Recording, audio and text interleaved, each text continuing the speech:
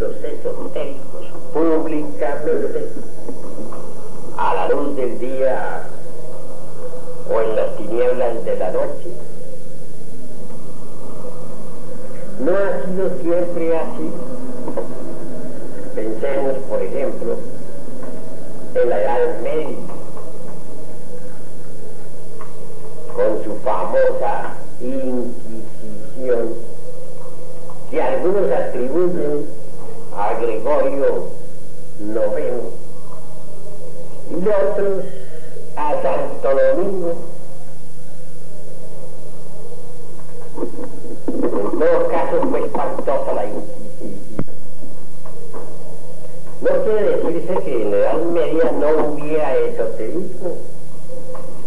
Sí lo hubo, y muy grande. Recordemos a Cornelio Agripa,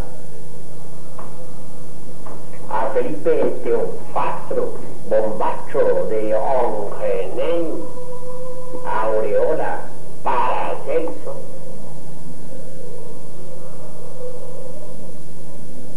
Y también al no menos famoso Doctor Fausto, encantador y mago. Estos tres hombres fueron discípulos del muy respetable y venerable gran maestro Abate Tritemus. Dicho abate o abad enseñaba esoterismo en pleno monasterio medieval. Milagrosamente no fue a parar a la hoguera. Así pues, al lado de la horrible Inquisición y de las hogueras encendidas por la Iglesia de Roma, por la Iglesia Católica, existió dentro de los mismos monasterios el esoterismo. Entonces no se podía hablar por la forma pública que lo hacemos hoy en día. Quien así procedía era juzgado por hereje o brujo y quemado vivo en la plaza pública.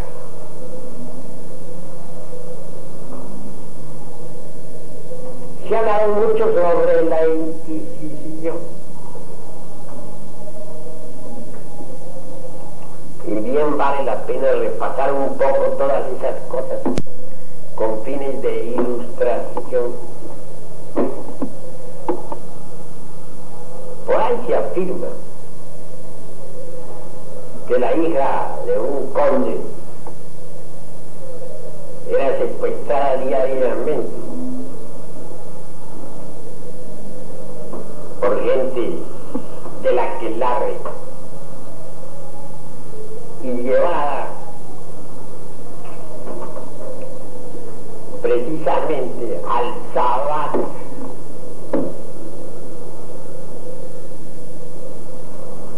Esto sucedía por allá en siglo XV. Fue entonces cuando la Iglesia Católica encendió sus hogueras con furor espantoso. Y miles de personas acusadas de brujería eran quemadas vivas. Cosa lamentable, ¿verdad?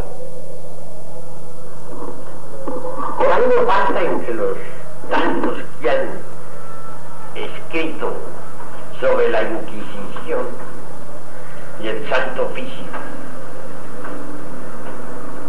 Tienes con minuciosidad de detalles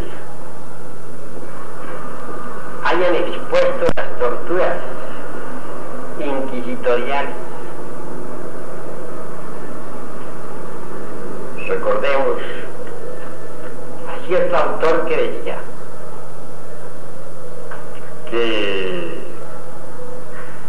como quiera que las brujas, al ser echadas en el agua, no se hundían, flotaban, porque el demonio las ayudaba. Que había entonces que someterlas a otras torturas.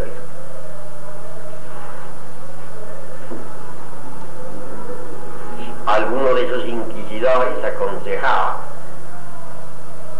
que se amarrase a cualquier mujer o hombre acusado de brujería y herería con un cable al púlpito, que se le amarrara las manos por detrás y se le soltara, a fin de que quedara flotando en la cuerda. Piensen ustedes lo que significa ese martirio. Manos amarradas por la espalda, por detrás, y además sostenidas o unidas al púlpito por un cable. ¿Qué dolores tan espantoso sentiría aquella víctima? Afirmaba pues el inquisidor ese que ese era un sistema magnífico, porque el brujo viéndose en esas circunstancias volvería por sí mismo mediante su brujería y con ayuda del demonio a colocarse sobre el púlpito, y que entonces cantaba, es decir, confesaba su delito. En Turquía también llegó la Inquisición, siendo que los turcos son más que todo maometanos. Y por ahí alguno de sus escritores inquisitoriales decía que pullar levantar las uñas de las brujas y brujos y meterles clavos para que sintieran gran dolor, que llevarlos a la torre de martirio o al potro, que quemarles los pies, etc. Que todo eso era parte de la justicia divina y humana. Piensen ustedes esa criminosidad, ese sadismo tan espantoso de la Inquisición.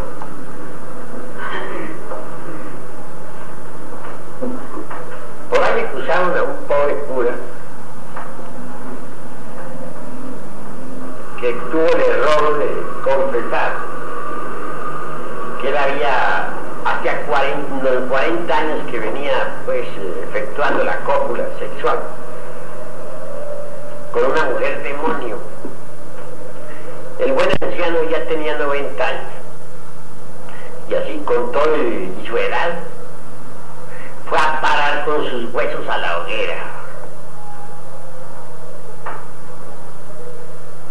Y otro monje por ahí que también dijo que venía siempre acompañado por un demonio hembra invisible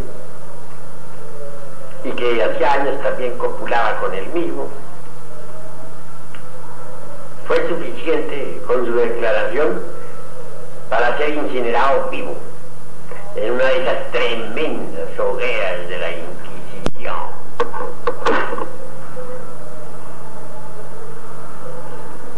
Entre todas las actas de fe de la Inquisición, hay una en que se dice que por ahí un sujeto en Alemania, andando por un prado, por un bosque, se encontró con un grupo de gentes que estaban en el sabbat. Cuando esas personas se sintieron descubiertas, obviamente se sumergieron completamente en la cuarta vertical y desaparecieron, pero dejaron en el terreno una copa en la que figuraban distintos nombres de personas de renombrada personalidad. Claro, no podía ser para menos. La copa fue a la Inquisición, y las personas que figuraban en esa copa a la hoguera. Decían el Papa, Silvestre, León Magno, eran considerados brujos, etcétera, etcétera, etcétera. muchas cosas. En todo caso, las ojeras de la Inquisición en pleno furor fueron terribles. No negamos que hayan existido los aquelarres, pero también se quemó viva a mucha gente por herejía. Muchos gnósticos fueron quemados vivos. Tenemos a los albigenses, que fueron asesinados también en la hoguera. Y a distintas comunidades esotéricas. Los templarios, juzgados también por herejía y brujería y perseguidos. Pero los caballeros templarios continuaron en secreto. Entre las cosas que se decían en la Edad Media, figura aquella en que el diablo se aparecía pues ante las gentes de la aquelarre, ante las arpías y los zánganos, en la figura del macho cabrío, o de un gato negro, o de un fantasma.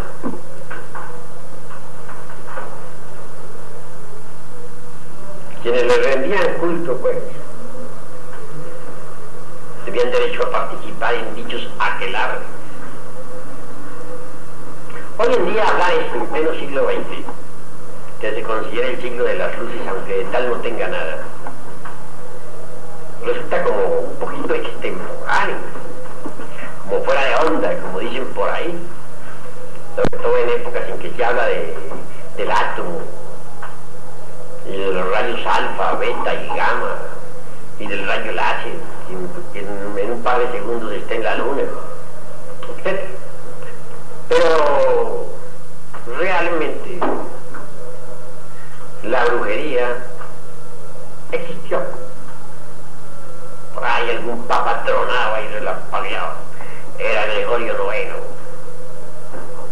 Lanzaba sus anatemas contra los brujos. Decía que el alto clero estaba lleno de brujería.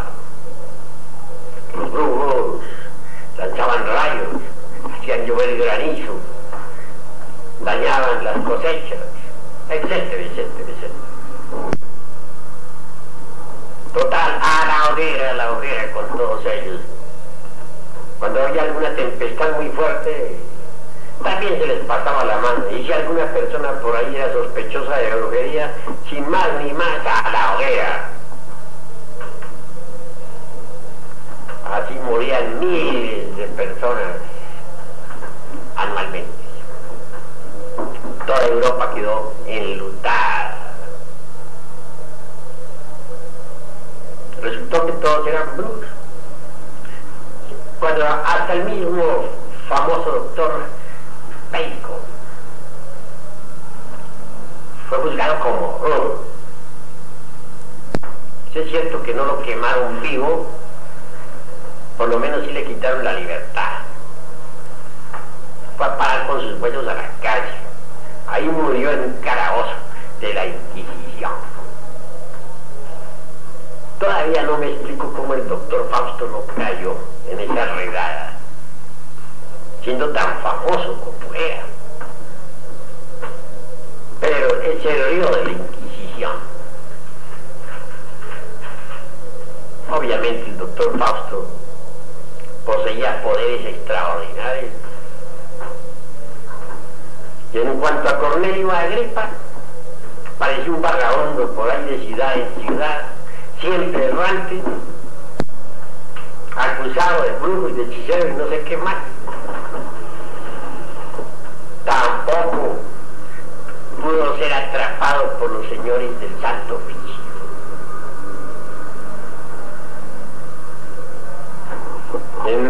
Por ahí en Alemania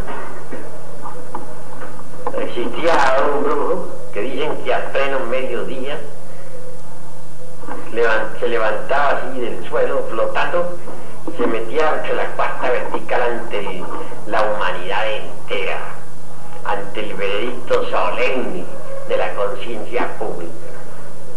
Su mujer asustada trataba de aprehenderlo, aunque fuera por los pies.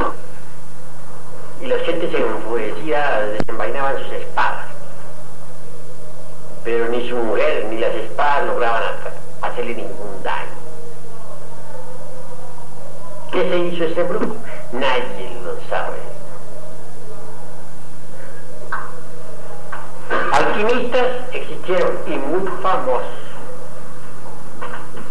Recordemos al muy famoso Nicolás Flamel, tan grandioso, que escribió magníficas obras, que hizo tanto por la humanidad. Nicolás Flamel enseñó detalladamente todos los pasos de la gran obra. No cayó en la Inquisición, y ese es un milagro. Tampoco cayeron centibonios, ni el muy famoso Raimundo Lulio. Este Raimundo Lulio murió porque lo lapidaron por allá en el mundo árabe. Se fue a dar enseñanzas por allá a los moros, en su afán de llevar el cristianismo esotérico. Si hubiera enseñado a los sufis, nada le habría sucedido, pero desafortunadamente se dirigió a un pueblo fanático que nada sabía sobre esoterismo, y a piedras le mataron.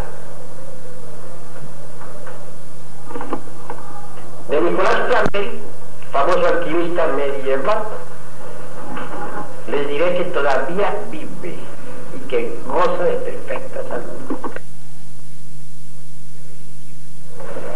de larga vida.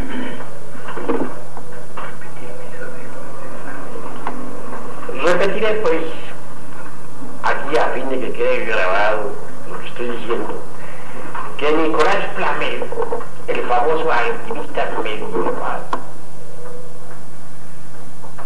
aún vive todavía y goza de perfecta salud. Diré que reside en el Indostán con su antigua esposa Perinagi. Tiene el elixir de larga vida, la medicina universal y la piedra filosofal. Realizó toda la gran obra. Es un inmortal. Así pues, aunque parezca extraño lo que digo, entre el polvo de los siglos allá, entre las fosas sepulcrales de la época inquisitorial, surgen maestros que aún viven con el mismo cuerpo físico que entonces tuvieran. El conde San Germán es un gran mahatma inmortal. Alguna vez asistió a una danza, pues, de la que no porque él fuera allí a bailar, ni mucho menos, sino con el propósito de investigar, observar, estudiar, que es diferente.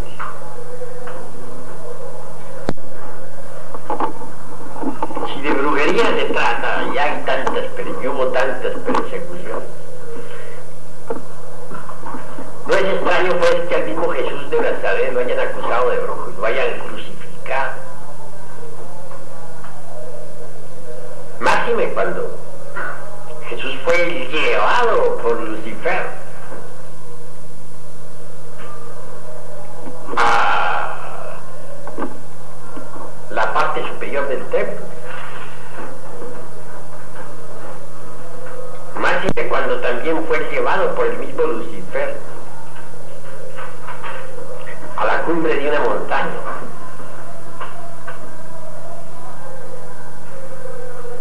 Queda pues demostrado que este Lucifer, que no es sino la reflexión del Logos en cada uno de nosotros, posee tremendos poderes. No pudo él evitar que lo acusaran también de hechicero y que lo pasaran al Gólgota. Así ha sido la humanidad siempre. Así será siempre. Por eso les digo a ustedes que hoy, a pesar de esta edad de tinieblas en que estamos, y de este cientifismo, pseudocientifismo ultramoderno y subjetivo, sin embargo se puede hablar públicamente sobre asuntos esotéricos, y eso de por sí es ganancia, pues antes no se podía.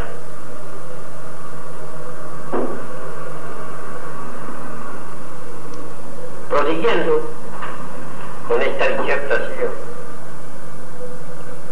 les diré a ustedes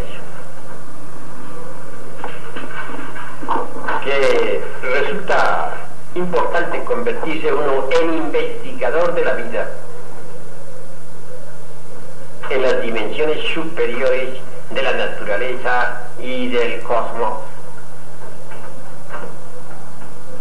Cuando uno aprende a salir del cuerpo físico a voluntad,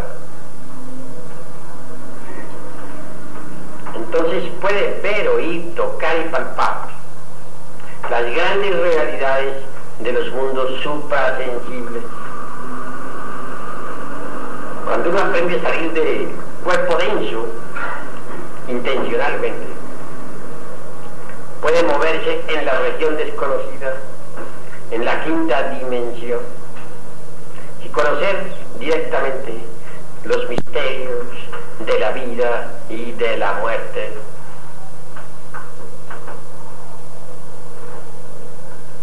Lo importante es hacerlo. Realmente toda persona común y corriente abandona el cuerpo físico durante las horas del sueño normal. Sabido es que en el instante en que nos dormimos, los distintos yoes que poseemos rompen las conexiones con los 5 centros de la máquina orgánica. Entonces se dan el lujo de viajar fuera del cuerpo denso.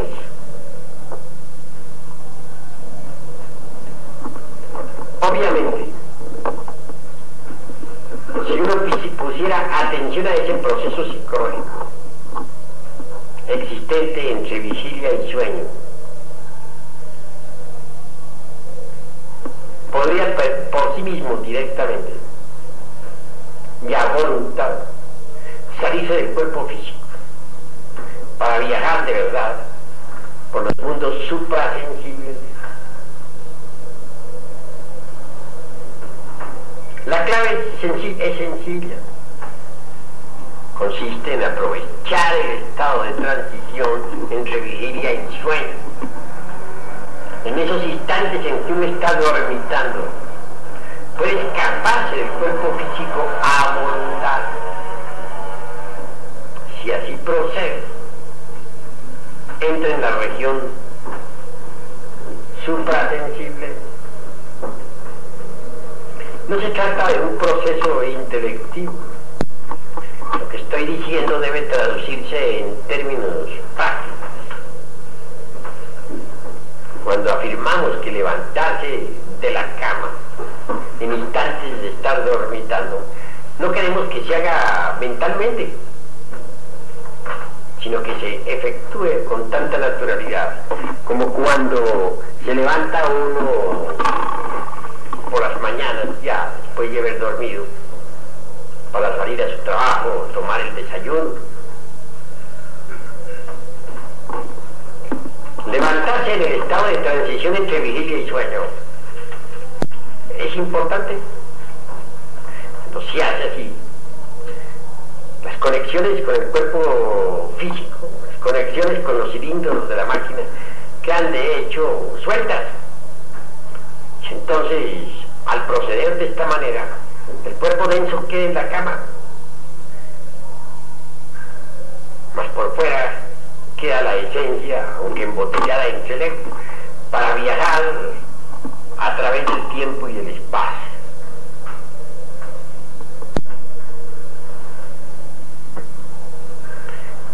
En otras épocas, cuando se le enseñaba a las gentes este secreto, de inmediato lo lograban.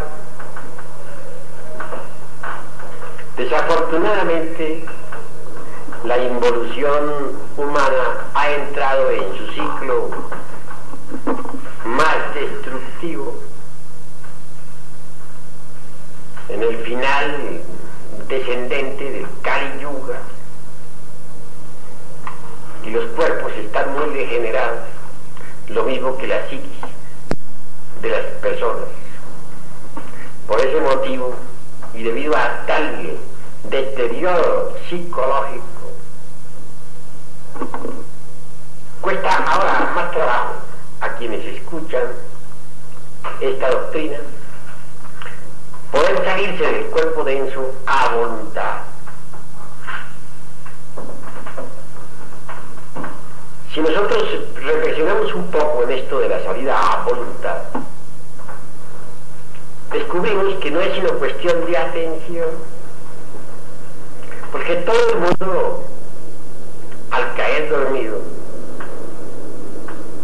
repito, rompe las conexiones con los cilindros de la máquina y queda fuera del cuerpo denso, pero involuntariamente. Si uno pone atención e imita a la naturaleza fielmente, haciendo lo que ella hace, está resuelto el problema, porque entonces lo hace uno voluntariamente. Lo que había hecho siempre en estado inatento, pasa a hacerlo en estado atento. Lo que había hecho involuntariamente lo vuelve voluntario. Es el mismo proceso. No veo yo dificultad en este asunto. Ahora, salirse del cuerpo físico no hay quien no se salga. Aquellos que dicen que el desdoblamiento de la personalidad humana es peligroso, que puede uno mientras está ausente perder su cuerpo porque otro viene y se lo invade, etc. Están muy equivocados, porque esos que así hablan, sucede que todas las noches se salen de sus cuerpos, tan pronto duermen ya están fuera del cuerpo. Desdoblarse intencionalmente equivale a darse uno cuenta de sus propias funciones naturales. No veo por qué sea peligroso darse uno cuenta de sus funciones naturales y cooperar con la naturaleza.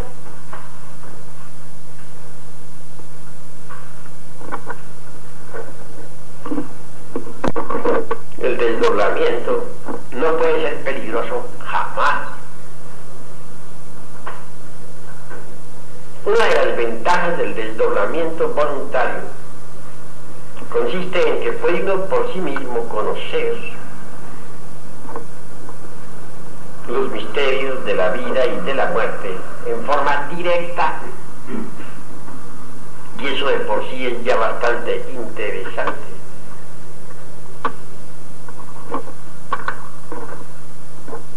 Hay gentes que creen que saben mucho porque han leído, pero en la práctica no saben nada. Ustedes pueden meterse una biblioteca en la cabeza, depositarla en la memoria. Pueden estar absolutamente seguros de que si ustedes no se vuelven conscientes de eso que almacenaron en la memoria, nada han hecho, porque a la hora de la muerte pierden esa clase de conocimientos meramente intelectivos. Tienen ustedes una prueba de lo que estoy diciendo. Observen muy bien que cuando uno viene al mundo, tiene que volver a la escuela y empezar a leer, y volver a aprender a escribir, y volver a hacer primarias, y volver a hacer secundarias, etcétera, etcétera. Y si en una pasada existencia fue, por ejemplo, abogado, como el caso aquí de nuestro hermano Alejandro Salas de Linares, que en la pasada existencia fue el licenciado Honorato Rayón. En la presente, pues tuvo que volver a estudiar sobre la doctrina de la reencarnación. Hay quienes son expertos en poder explicar a fondo pues las leyes del eterno retorno de todas las cosas, etc. Y creen esas personas que por el hecho de estar intelectualmente informadas ya son la mamá de los pollitos o el papá de Tarzán. Mas eso no es así. El karma y de la ley del retorno, etcétera, no sabe nada. ¿Por qué? Porque a la hora de la muerte, con esa clase de conocimientos almacenados nada más que en la memoria, no le queda nada. Ha perdido su tiempo miserablemente. Uno debe volver conscientes los conocimientos. Si uno aprende a salir del cuerpo físico a voluntad, en la quinta dimensión puede darse el lujo de repasar sus vidas anteriores. Eso es algo que queda en la conciencia. Si uno aprende a salir del cuerpo físico a voluntad, en los mundos superiores, podrá platicar con los Elohim y aprender de ellos sublimes verdades. Algunos creen que por el hecho de haber estudiado toda la doctrina relacionada con el karma, ya son idóneos en este tipo de enseñanzas. Pero si jamás en su vida ellos han penetrado conscientemente en el palacio de Anubis, si nunca han negociado a voluntad intencionalmente dentro de ese templo su propio karma, si no han revisado sus libros, ¿qué es realmente lo que saben sobre la ley del karma? Nada, absolutamente nada. Y pues, en forma alguna, eso es lo vital, lo fundamental. Afortunadamente, repito, estamos en esta época. Una cátedra así de este tipo, dada en plena Edad Media y en época en que la Iglesia había encendido sus hogueras, furiosa, terrible, era más que suficiente como para que todos los que estemos aquí en este lugar fuésemos llevados de hecho ante los tribunales del Santo Oficio. Así pues, si bien es cierto que estamos en una época de oscurantismo actualmente, por lo menos se puede hablar públicamente de estas cosas sin que nadie nos acuse de brujos. Entonces debemos aprovechar esta brillante oportunidad que tenemos para despertar conciencia. Eso es básico. En tanto una persona no despierte, realmente nada sabe. ¿Qué podría saber un dormido?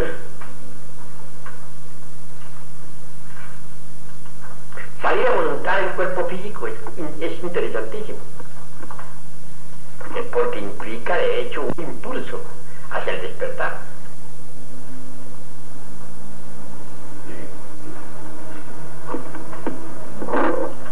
Que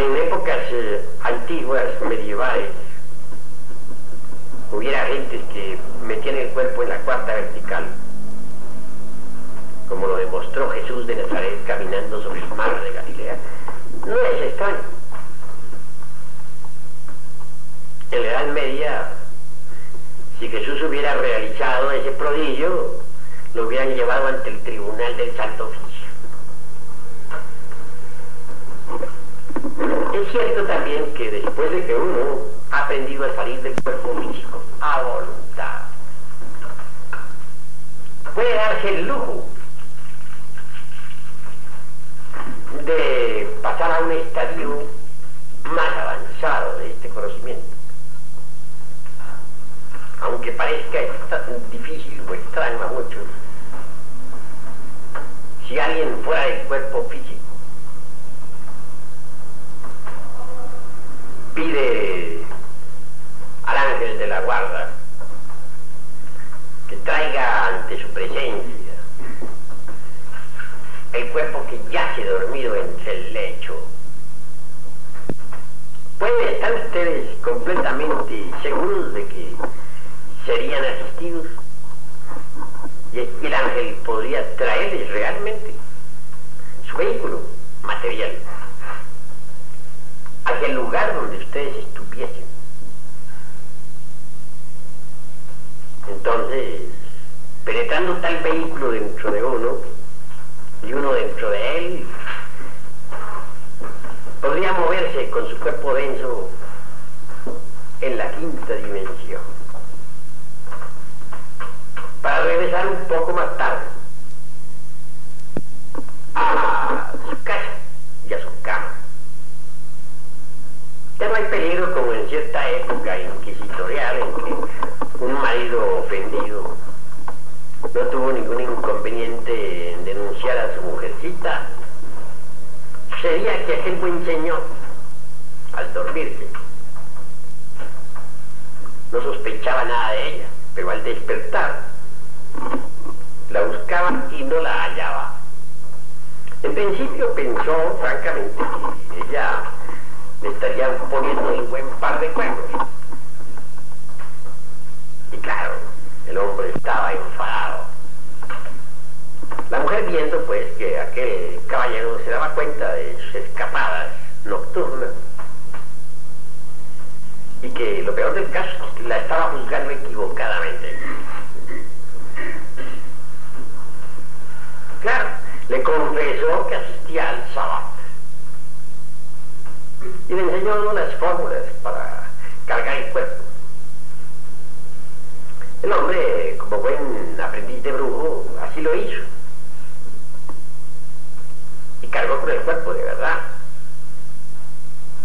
Era que en esa edad había más fe, y eso no se puede negar, y la fe es fundamental. Asistió, dicen los cronistas inquisitoriales, el hombre con su esposa al sábado.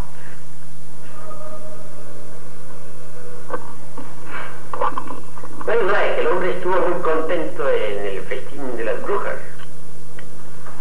¿Quién lo podría negar? Lo grave fue después, al regresar a su casa, espantado, horrorizado, presentó formal denuncia ante el tribunal del Santo Oficio. Y la pobre mujer a la hoguera.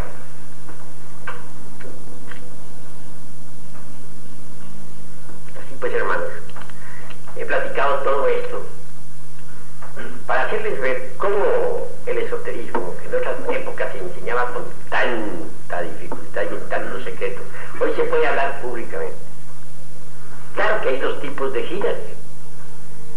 Aquellos de la mano izquierda, que son los tenebrosos, las arpías, citadas por Virgilio, el poeta de Mantua, en su Eneida. También existe por ahí otro tipo diferente de ginas. Me refiero en forma enfática y objetiva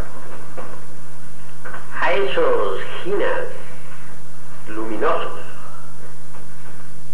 tan explicados por don Mario Rosso de Luna, el insigne escritor español. A esos Tuatha de Danann, por ejemplo, que llevaron a Irlanda, entre sus cosas preciosas, 4 símbolos extraordinarios. El uno era la lanza de acero, o la lanza de Longinus, o el asta de Minerva, símbolo fálico extraordinario. El otro, una gran copa, simbolizando al Johnny. La piedra maravillosa de la verdad y la espada flamígera. Esta clase de ginas se dice que fundaron en Europa 4 ciudades mágicas. Nadie puede negar que huyeron de Irlanda. Mas cuando regresaron a tal isla, presentaron formal batalla a los magos de las tinieblas y triunfaron. Después de la sumersión de Atlántida, nada se ha vuelto a saber sobre estos ginas blancos. Entiendo que definitivamente se quedaron en la cuarta vertical, con cuerpo físico y todo. Yo personalmente conozco una raza preciosa de ginas que viven con cuerpo físico en la cuarta vertical. Hombres y mujeres de esa raza tienen gran belleza, forman hogares preciosos, tienen sus hijos, etc. Es una raza humana, está muy cerca de nosotros, está en todas partes. Porque si nosotros vivimos aquí en este mundo de 3 dimensiones, esa raza vive en la cuarta vertical. Y tienen cuerpo de carne y hueso, repito. Comen, beben, se reproducen, y son felices. No han salido del paraíso. Viven en estado paradisíaco. Es lo que podríamos denominar nosotros ginas blancos.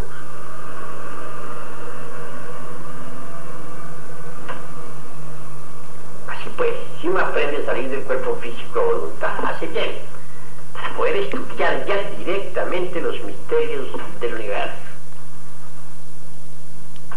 o el ritual de la vida y de la muerte mientras llega el oficiante. Si uno aprende a cargar su cuerpo físico en estado de ginas, pues tanto mejor. Porque el cuerpo físico tiene muchas facultades que desarrolladas hacen de ese vehículo algo maravilloso. Con ese cuerpo puede uno ponerse en contacto con razas, con gentes que viven en la dimensión desconocida. Pero si nos vamos únicamente a embotellar en teorías, más teorías, si no realizamos nada práctico, si no hacemos consciente aquello que estamos estudiando, si lo dejamos exclusivamente en la memoria, se perderá inevitablemente. La memoria es el principio formativo del centro intelectual. Cuando uno aspira a algo más, cuando uno anhela a través de la meditación hacerse consciente de aquello que tiene depositado en la memoria, de la última cátedra que hemos dado, del último libro esotérico, etc. Entonces, esos valores pasan a la parte emocional del mismo centro intelectual. Y cuando quiere conocer la honda significación de dichos conocimientos y se entrega de lleno a la meditación, con emoción profunda y gran anhelo, obviamente tales conocimientos pasan al centro emocional propiamente dicho, que está en el corazón. Llega uno a sentirlos en el fondo de su alma. Y si ya quiere de verdad ahondar más y su anhelo es demasiado profundo, llegas dijéramos a vivenciarlo íntimamente. Por último, quedan depositados tales valores cognoscitivos en la esencia, es decir, en la conciencia. Entonces ya no se pierden jamás, nunca jamás. La esencia viene a quedar enriquecida con tales conocimientos. Esa es la forma, pues, de volver conscientes los propios conocimientos gnósticos que vamos adquiriendo. La meditación, pues, resulta formidable también para hacernos conscientes de los propios conocimientos. Mas no cometamos el error, repito, de dejar los conocimientos depositados exclusivamente en la memoria. Porque si así procedemos, a la hora de la muerte los perdemos.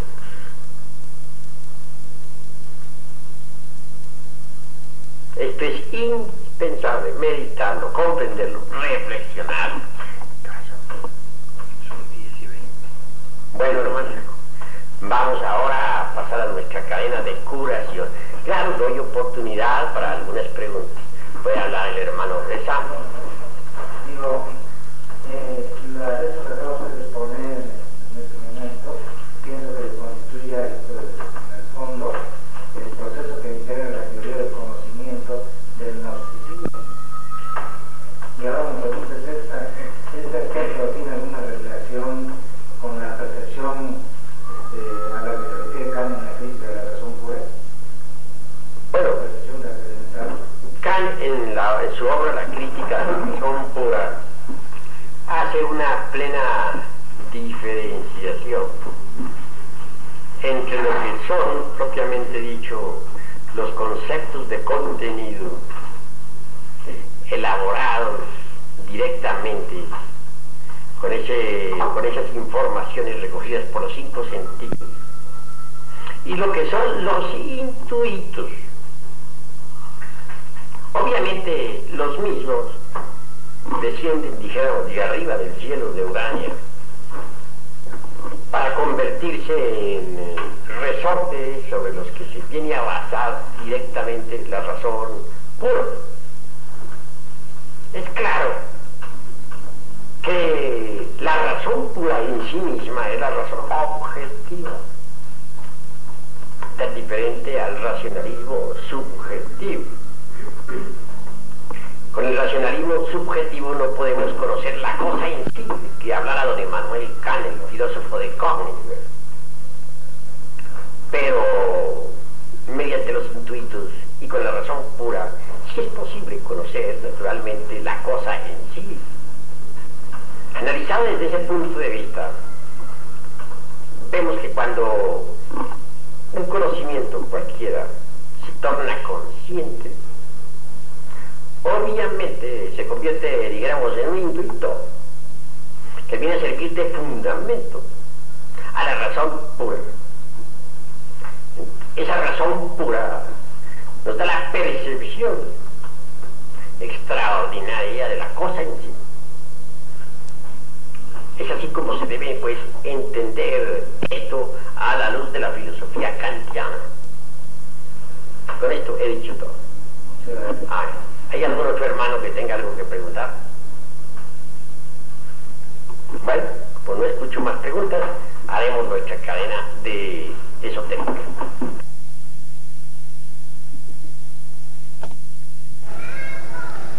Para complementar el presente cassette, transcribiremos una plática sostenida con el venerable maestro Samael en su casa de habitación.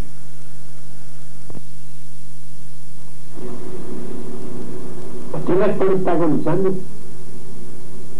La entropía la está igualando poco a poco a cualquier lunes.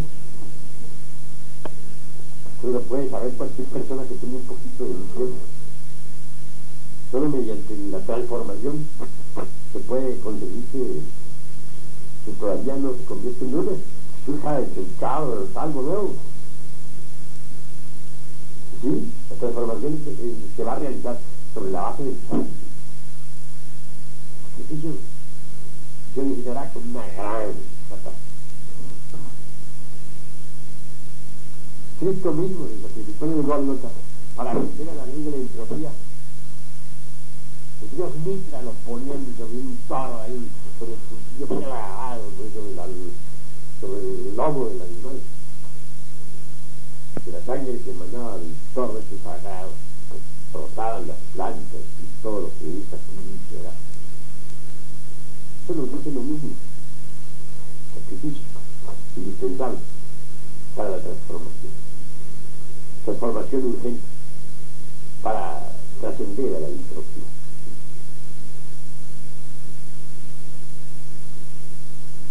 Si uno no hace nada, si no sacrifica aunque sea sus propias amarguras, será víctima de la ley de la entropía. La gente no tiene ganas de sacrificarse. No comprenden la ley del sacrificio. O creen que se puede hacer una obra fecunda sin sacrificio. Lo cual es absurdo. Si uno empieza con mucho entusiasmo, por ejemplo, hacer una labor, pero sin el ánimo de sacrificarse, tarde o temprano entrará la ley de entropía en acción y fracasará su labor. Pero si uno comienza a hacer una labor sobre la base del sacrificio, originará transformaciones incesantes y su obra crecerá y será fecunda, pero no será. Claro. Empezar por sacrificar uno aunque sea sus propios sufrimientos. Yo les aseguro a ustedes que la gente está dispuesta a sacrificar sus placeres y hasta sus vicios, su dinero, pero nunca sus sufrimientos.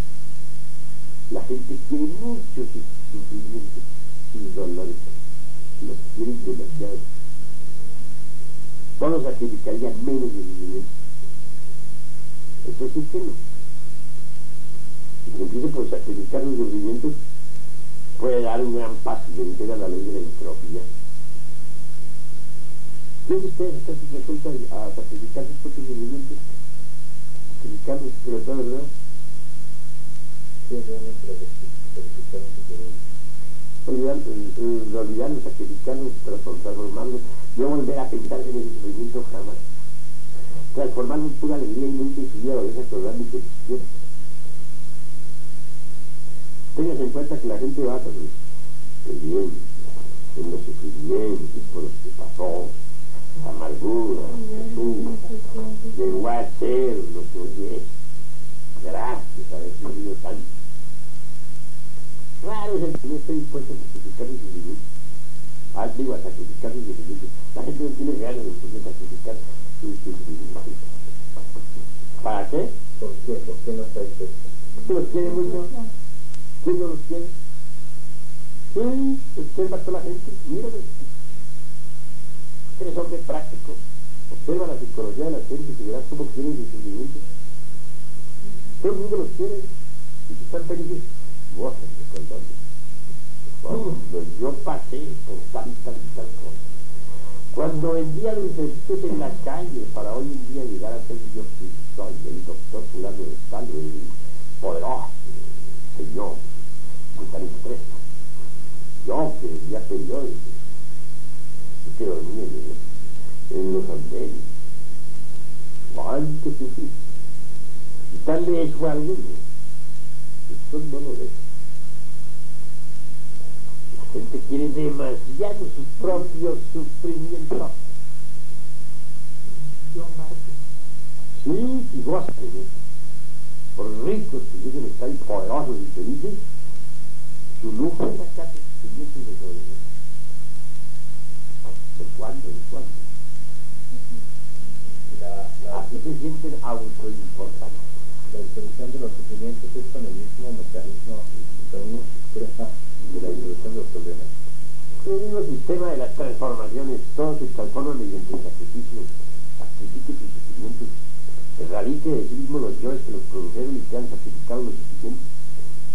yoes de los sentimientos hay que erradicarlos, hay que desintegrarlos, hay que pulverizarlos, hacerlos chico. Esa energía que se resulta de ahí, pues resulta una transformación que hace de uno un hombre diferente y vence la ley de la entropía. Esto no es más que algo. ¿A quién se lo trae esa ley? En actos buenos del ser he podido investigar la panza, el interior de la panza de la luna, lo que sucede entre las entrañas del vecino satélite. Ahí vemos un grupo de yoes selenitas que pertenecieron a gente de tipo lunar que cuando ese satélite estuvo habitado, un día estuvo habitado ese tiempo, ese satélite, mucho antes de que esta tierra en que vivimos tuviera existiera. La luna es muy antigua.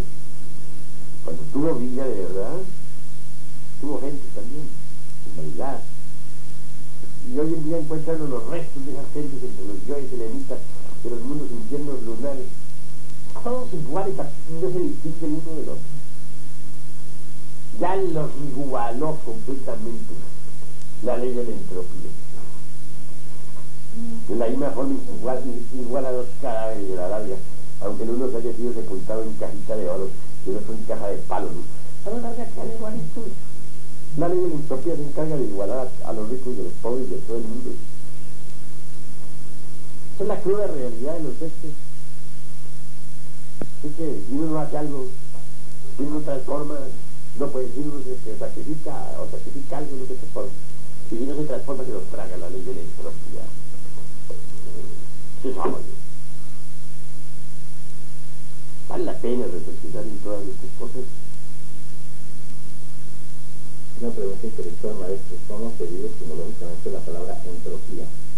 Bueno, a mí no me gusta estar dividiendo tanto las palabras, pero en todo caso es una palabra griega que significa transformación. En griego significa transformación. Y en resumen, podría decirse que la entropía es una ley de nivelación e igualación en niveles inferiores. La entropía es una ley involutiva descendente de carácter igualativo y de general. En griego significa transformación. Bueno, así eso tiene otra acepción. No se puede dedicar a la ley de la entropía sin la transformación. Es obvio. Pero nosotros en el occidente no le damos estricta, o digo, en el mundo moderno no se le da estrictamente el nombre de transformación a la entropía. Decimos que hay que vencerla con el nombre de, con la transformación. Y la transformación sabemos que solamente se produce mediante el sacrificio de una fuerza inferior en alas de una fuerza superior. Una ley superior a una ley inferior. Desde otro ángulo podríamos afirmar eso, pero no es eso lo que estamos planteando en este tema. Sin embargo, ya que te gusta sacar otras leyes, con mucho gusto te la pongo entre comillas y subrayada. Cuando una ley inferior es trascendida por una ley superior, la ley superior lava a la ley inferior. Para que una ley inferior sea trascendida por una ley superior, pero esta que la ley inferior sea sacrificada por la superior. Y para que y cuando se sacrifica, entonces viene la transformación. Y la transformación convierte a la ley inferior en superior. Y como en el caso de que se necesitan dos razas más, la sexta y la séptima, y como se necesitan, entonces hay una ley superior que va a ocasionar un sacrificio para que se cumpla esa ley. Claro, está que sí. Va a superar la entropía, la va a lavar, la va a borrar. Porque la entropía a la larga se produce de desorden, ¿sí? Como lo vemos nosotros entre los átomos y moléculas de cada desorden. Una biblioteca, por ejemplo, no se limpia, no se pone en orden. Se va amontonando libro sobre libro, papel sobre papel, y a la larga es un caos que nadie entiende, desorden. También la transformación es diferente, todo. La transformación se produce en orden atómico. Hay algo que siempre me ha dejado a mí pensar. En cualquier molécula del universo encontramos orden. En los pétalos de una flor hay orden. En los iones de electrones de un átomo hay orden. Obviamente si existe un orden en un átomo o en una molécula, entonces quiere decir que hay una fuerza ordenadora. Porque yo no podría concebir El orden de una molécula de cobre o de almidón tiene una fuerza ordenadora.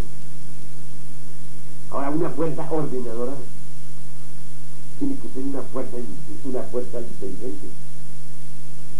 Yo no creería, no podría aceptar jamás que una fuerza ordenadora surgiera de las casas, porque las casas no es inteligente. Ahora, si la casa es capaz de producir una fuerza ordenadora, indudablemente ese acaso deja de ser acaso, se convierte en un principio inteligente. Entonces, por lógica exacta podemos decir, el principio directriz ordenador de todo lo que es así y será, es el del mundo creado. Entonces, esa fuerza ordenadora maravillosa